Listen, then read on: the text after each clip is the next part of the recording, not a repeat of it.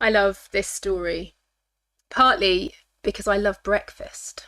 James will tell you it doesn't have to be an exciting breakfast or a glamorous breakfast to entice me out of bed. I just love breakfast, and I also love it that Jesus cooks breakfast for his hungry, tired disciples.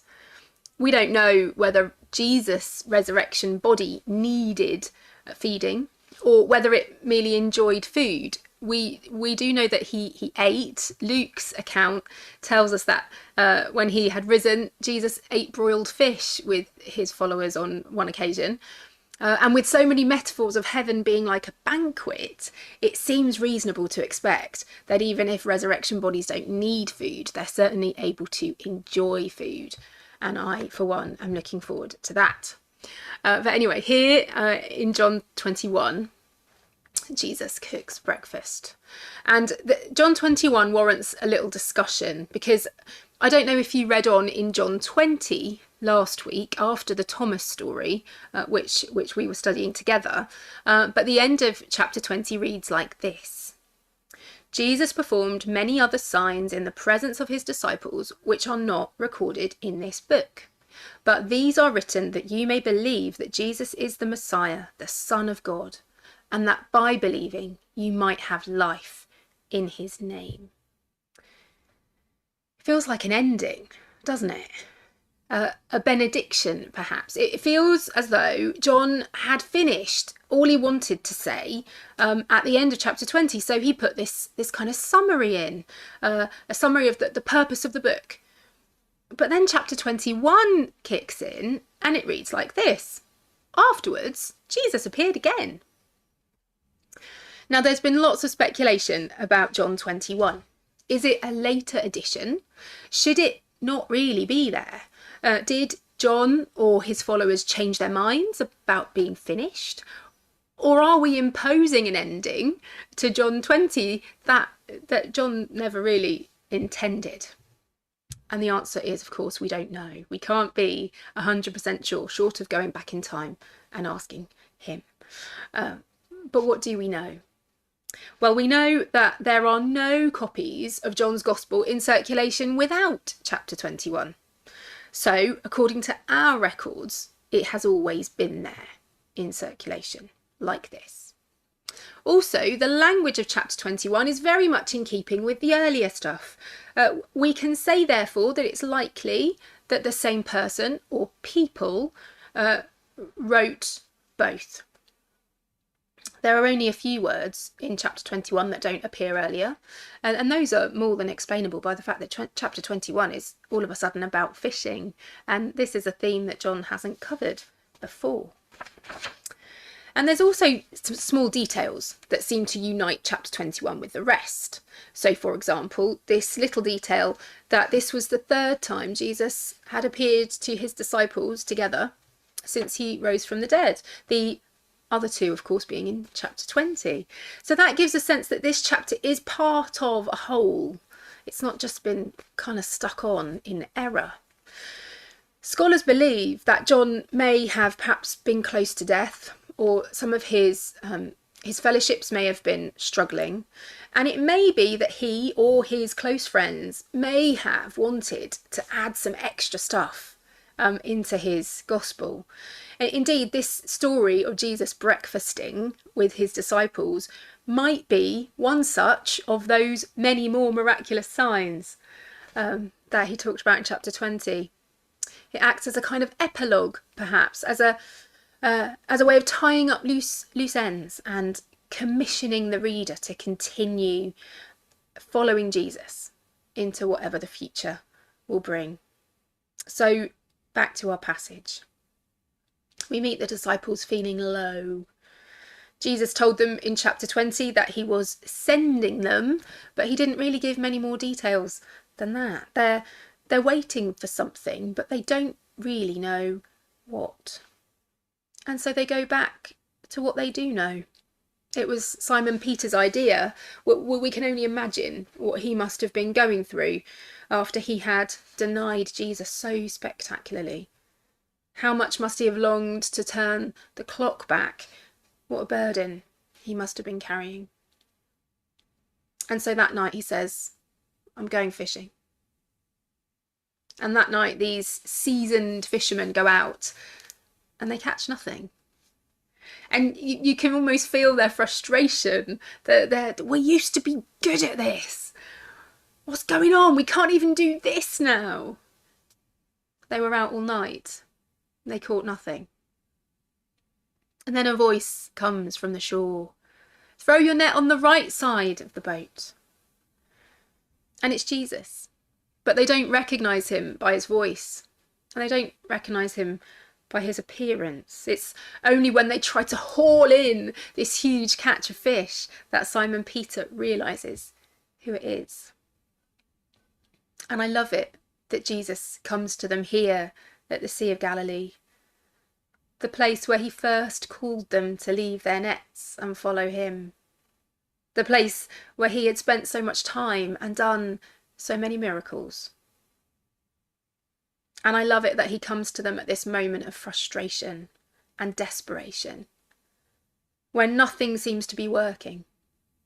And I love it that even here, when they've maybe given up a little bit, maybe lost heart in their confusion and their frustration, even then Jesus comes and he blesses them with what they need and much more besides. But they have to heed his voice. They have to do it his way. Did you notice that? They don't get this miraculous catch alone. This isn't the result of their own wisdom and expertise. Far from it. They actually find on this occasion that their wisdom and expertise is worth diddly squat.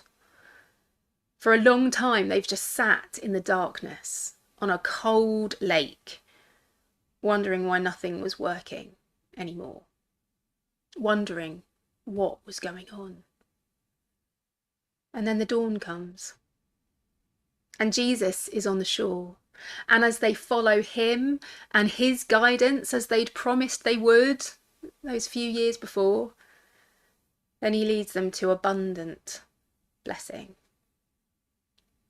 Friends, I think a lot of us probably relate to these disciples at the moment.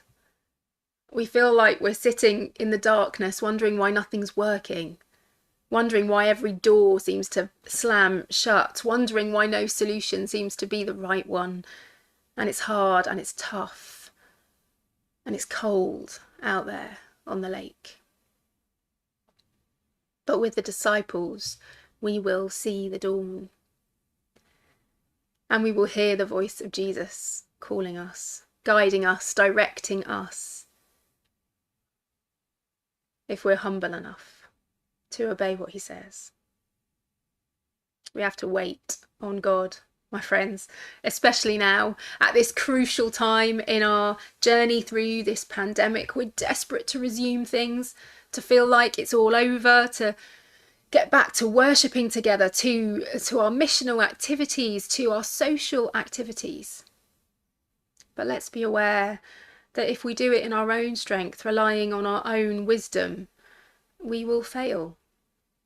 Simon Peter's best idea took him out to a cold, dark lake with not a single bite. Let's wait for Jesus, for his call from the shore. And lastly, and quite importantly, I want us to notice something else. Jesus doesn't need their fish. He already has his own. He calls out to Simon Peter in verse 10, "Bring some of the fish you've just caught." But when they get there, he's already cooking. Breakfast is ready. Jesus has provided already, and he enables them to provide for themselves. He values what they offer into the mix, but he doesn't need it. Friends, it's the same with us.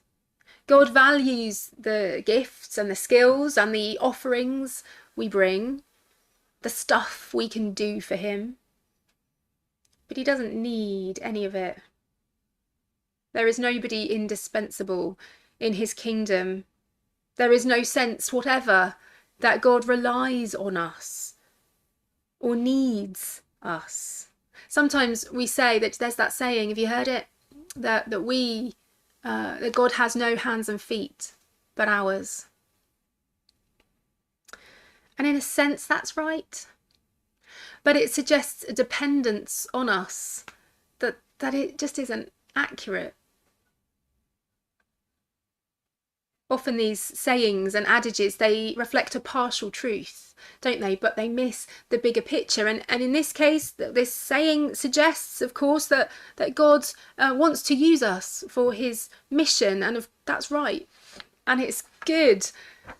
But never let us forget that God is God. The cattle on 1,000 hills is his. And he knows every bird on the mountain.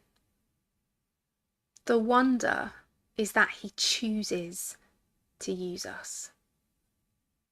That he asks us to bring along what we have. Not for his good, but for ours. For the benefit of our relationship with him. He draws us in to his purposes. He uses us and lets us help. The wonder is that he calls us co-workers and heirs and friends.